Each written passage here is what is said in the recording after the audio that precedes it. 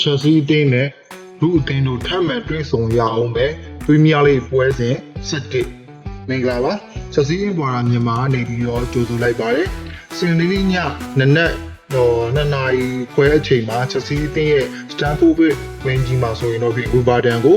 အခမ်းရှင်ပြိုင်ကစားရမှာဖြစ်ပါတယ်ချက်စီးအသင်းနဲ့ Wimbledon အသင်းတို့ဟာဒီမကြသေးခင်အချိန်ကပဲကျွန်တော်တို့ EFN Cup မှာတွေ့ဆုံခဲ့ဘူးတယ်အဲ့ချိန်တော့ဦးရဲ့အိမ်ကွင်းမှာဖြစ်ပြီးတော့ချက်စီးအသင်းက4-3 9နဲ့တူနိုင်ရရှိခဲ့ပါတယ်။နောက်ဆုံးထိပ်တိုက်တွေ့ကြုံမှု5ချိန်မှာဆိုရင်တော့ဖြစ်ချက်စီးအသင်းဟာ4ချိန်နိုင်ပြီးတော့1ချိန်ရှုံးလာပါတယ်။နောက်ပြီးတော့ဒီဝူဘာဒန်ရဲ့နောက်ဆုံးကစားခဲ့တဲ့5ချိန်မှာဆိုရင်တော့ဖြစ်ဒီ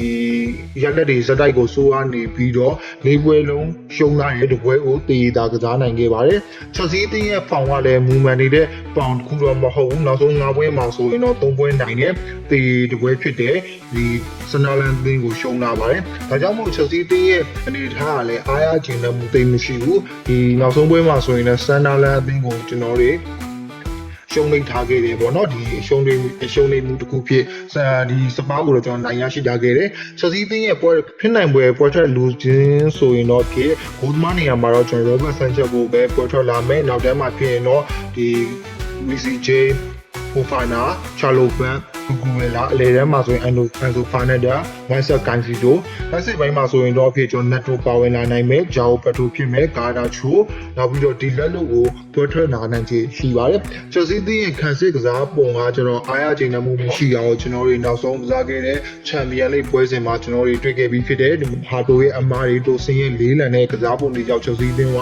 မထင်ထားတဲ့ရလဒ်တစ်ခုကိုကျွန်တော်တို့ကစားနိုင်ခဲ့ပြီးတော့တရေတမတ်တာရရှိနိုင်ခဲ့တယ်။ဂိုးသမားနေရတဲ့စိတ်ချယုံကြည်မှုရှိတဲ့ဂိုးသမားတယောက်အနေနဲ့မဟုတ်ဘူး။ဒါတွေကိုကျွန်တော်တို့ဒီစတိုက်ကိုပြောနေရအောင်ပါပဲ။ဂိုးသမားနဲ့နောက်တန်းအားနည်းချက်ကချက်စီးသင်းရဲ့အဓိကပြဿနာတစ်ခုဖြစ်နေရအောင်။ဒီအစုအဖွဲ့ကြောင့်အားနည်းမှုကြောင့်ပဲချက်စီးသင်းရဲ့ရမတ်တွေကအတော်များများကြီးကိုဆုံးရှုံးလာတာကိုကျွန်တော်တို့သိတယ်။ဒါကြောင့်မို့လို့ချက်စီးသင်းကဒီခြေနေတွေကိုပြင်ဆင်ဖို့အတွက်လည်းကျွန်တော်လိုအပ်တယ်။နောက်ပြီးဒီစပါးသိန်းနဲ့ပွဲမှာခြေစွမ်းပြကစားနိုင်တဲ့ဖူဖာနာကိုကျွန်တော်တို့ဆက်ပြီးတော့စောင့်ကြည့်ရအောင်မယ်။ဘလိုပဲဖြစ်ဖြစ်ချက်စီးသင်းကဝူဘာဒန်ကိုအရာရာအားနည်းနေတဲ့အသင်းကိုတော့ပြီးခဲ့တဲ့ EFL ပွဲတုန်းကလိုမျိုးခက်ခဲနဲ့အနိုင်ယူနိုင်အောင်မလားဆိုတော့ကျွန်တော်စောင့်ကြည့်ရပါအောင်မယ်။ချက်စီးသင်းကလည်းဖောင်ရန်ကောင်းနေတဲ့အသင်းမဟုတ်ဘူး။ဝူဘာဒန်ကတော့ပိုဆိုးတယ်။အញ្ញံချင်းပြိုင်နေတဲ့သင်းမှာဆိုရင်တော့ဒီပဲသင်းကအနိုင်ရရှိသွားမလဲဆိုတော့ကျွန်တော်တို့စောင့်ကြည့်ရပါမယ်ကျွန်တော်ရဲ့ကိုခန့်မရလက်အနေနဲ့ကတော့ကျွန်တော်2-0လောက်နဲ့ Chelsea သင်းနိုင်ရရှိသွားမယ်လို့ထင်တယ်ဒါကြောင့်မို့ Chelsea သင်းဟာနီးပြ Enzo Maresca နဲ့နောက်တန်းအမားတွေကိုပြန်လည်ပြင်ဆင်ပြီးတော့ဒီWimbledonကိုအကောင်းဆုံးရှင်ပြိုင်ကစားနိုင်မယ်လို့ကျွန်တော်ထင်ပါတယ်ဒီလိုမျိုးအခင်းချင်းဒီလိုမျိုးပွဲထွက်လူစင်းရင်းနဲ့ဒီ Wimbledonကိုထပ်ပြီးတော့EFN ကတုံးကလိုမျိုးခက်ကင်းနဲ့ကစားရအောင်မှဆိုရင်တော့ဖြစ်တာက Chelsea သင်းရဲ့